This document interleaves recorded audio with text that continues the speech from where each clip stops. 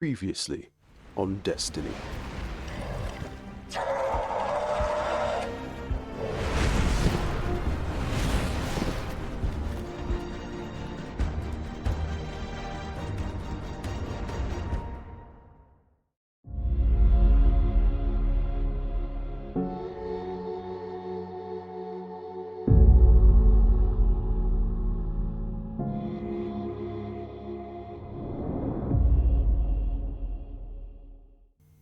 Welcome back, Guardians. My name is Samlab. I don't think any of us imagined we would end up here. Seeing the Witness enact the final shape was one thing, but discovering one member of the first faction of the Nine was certainly not on my bingo card. Before we move forward, take this as your spoiler warning. Everything discussed beyond this point will cover a lot of information you may not have experienced from the Edge of Fate campaign, so if you haven't completed the campaign, get out of here. For the rest of you, let's dive in. We find ourselves diving headfirst into one of the singularly most important questions in Destiny's history ever, and within the New Fate saga. Who killed 3? If this is your first time tuning into the channel, welcome, and if you're returning for the first time to Destiny lore and wondering what in the cosmos is going on, you'd be right to both be confused and curious. Let me give you a quick recap. The Nine are celestial bodies, entities drawn into existence via the gravitational loops around the planets of Sol, the solar system, with each number representing a planet in our system, counting from numbers 1 all the way to 9. In this graphic, compliments of Hex Cody on Twitter, we see each planet listed and each connected to a member of the Nine.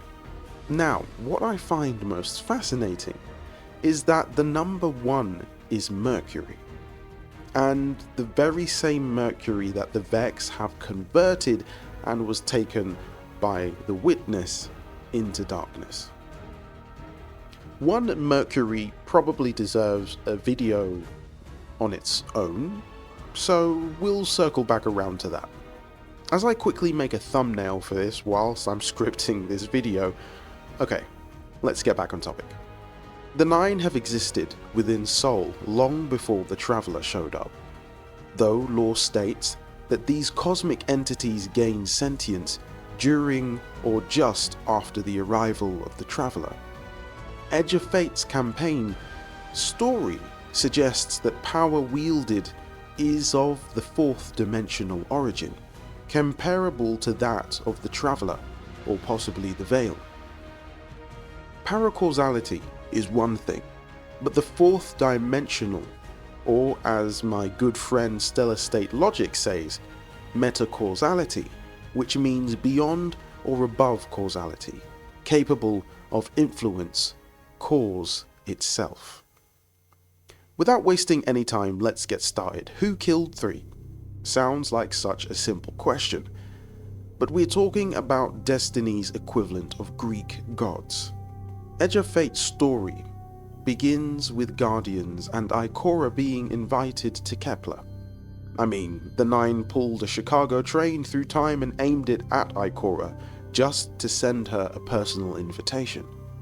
Arriving on Kepler, we meet Lodi, a wonderfully strange, time-lost Tim, who the Nine have pulled through time, and not just from anywhere, specifically from Chicago, USA in the 1950s. Yes, the very same old Chicago which brought us the Graviton Lance exotic scout rifle and has a dangerous monster underneath of its city, which is being developed into an animated TV series by yours truly, but I digress. Lodi has been brought into our time for 2 reasons. One, because he has a personal connection with Ikora Ray, who is actually a DEO agent named Nella Davis. More on that in another video. 2, due to Orin, the emissary quitting and refusing to serve the Nine, or so she thought. During the journey of the campaign, Guardians get a front row seat, or feels like, to be a fourth dimensional being, forcibly returning to the third dimension and vice versa. An excruciating process which Orin says made her brain feel like scrambled eggs. Kepler is in trouble because a singularity has formed somewhere within the core of the planet, as a direct result of 3's death. What hasn't been revealed specifically yet is why all the 9 were on Kepler in the first instance. Think about it. If 3 wasn't dead, then why Kepler? There is certainly more to this story than meets the eye, and I'm sure that before long we'll see some more development in the story as to why this happened before Ash and Iron rolls in September. The deranged plan of the Elixni House of Exile sees their Archon's plan to feed 3's once metacausal existence, now physical appearance, into the singularity that formed as a result of her death. Bife said it quite aptly the other day in his video. If we as humans exist only in 3D, then forcing us to become 2D would be essentially like forcibly flattening us.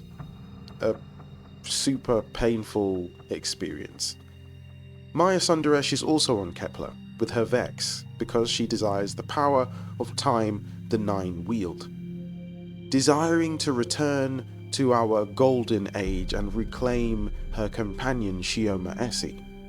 How Maya even knew about the 9 to begin with is a completely different question in that of itself. For whatever reason, the Echo appears to be content with her use of the power and hasn't attempted to call out for help like the Echo of King Oryx or Fikrul the Fanatic. The only conclusion we can draw from this is 1. Maya's forceful and chaotic mind is dominating the Echo's original voice, or 2. Sundaresh hasn't reached an emotionally unstable point yet to allow the Echo's voice to rise up above the noise of her mind, will, and emotions. As the Guardian makes their way to defeat the Exile House Archon, Orin is finally allowed by the 9 to remember why she invited the Guardians to Kepler in the first place, and the message she had to tell them. That she had remembered one of the 9 had died. As we traverse through the dense foliage of Kepler, our comms channel opens and Maya Sundaresh has something to say. Take a listen. And when he does... Quiet. Yes, you have reached your goal and torn down my collective's quarantine. This is marginally impressive, but not beyond expectations. You are free to enter and play out your adventure. As I have said, I concluded my business there long ago. All that is left is to see if the Guardians really do make their own fate, or if you will let the 9 puppeteer your power to their whims. Remember that it is they who manipulated you. They who spent your lives so recklessly to save themselves. They who see you as something less. All I am doing is all I have ever done. Improving a broken system. You may remain shielded, or be drawn into a losing battle. Goodbye, Guardian. Guardian, drop everything you're doing. The reactor for the Academy is experiencing criticality. If we don't hold Meltdown, it'll bury not just the Ionians, but trigger the Singularity's expansion. It's all at risk. Guardian, lead us in. Strange, right? What did Maya mean by conducted her business? As things progress in the campaign story, this question is alluded to once more, but no real answer was given. What exactly was the business she conducted, and why is she waiting for the Guardian to make their own fate? From here onwards is really where we start to see things pick up. The conductor, Maya, to me, paints a very clear picture. It almost seems like Maya is purposefully revealing to us that 1, time is relative to the Vex and her specifically, and 2, whatever business she conducted sounded like a vague implication of sorts. That would lead me to assume Maya Sundaresh killed 3. If this is in fact true, then it gives us visual representation of just how powerful the light and dark power within Echo truly is. It's also possible that Maya wanted to see what kind of threat the Guardian is now wielding both light and dark together. And as she theorized, we did. Have a look at this cutscene.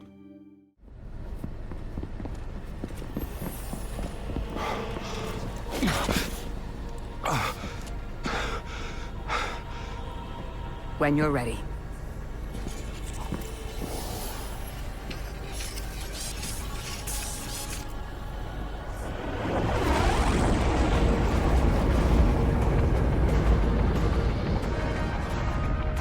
Not running from this one. As much as I'd like to.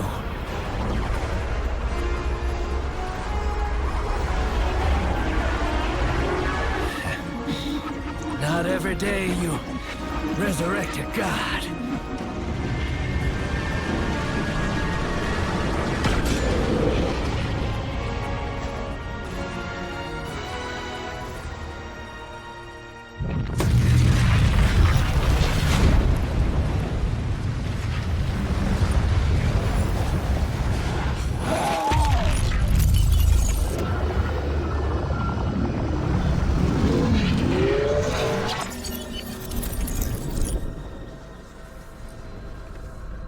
You stand here, that I would not die alone again. If you cannot give me what I want, what can you do? Still I die afraid, at your sister's command. You are a being who bends all rules. Why do you fear breaking this one? A death ensures extinction. Listen carefully, children of my earth. To survive, you must bind the 9.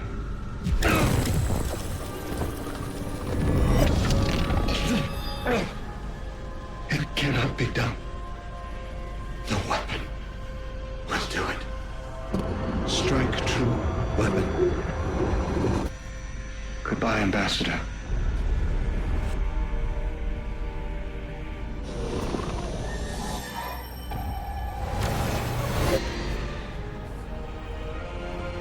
Goodbye, Commander. Come, coward.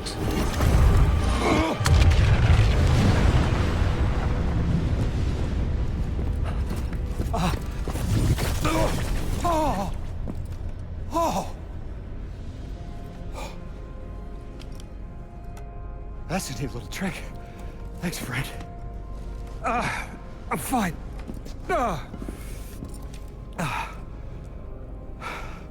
I'm dead again. Or 3 is dead again.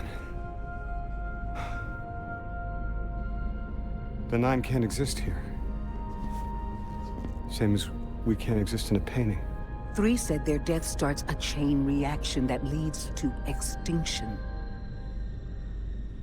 But if they went through all the trouble to get us here, to send a message to the children of their Earth, Then it must be a warning, not a promise.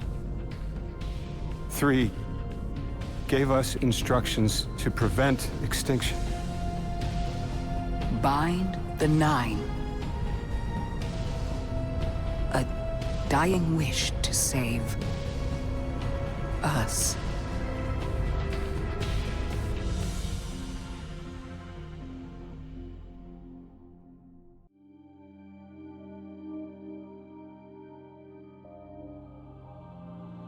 The world or galaxy, as we know it, is about to undergo a metamorphosis, or, as I like to call it, the dawning of a Silver Age.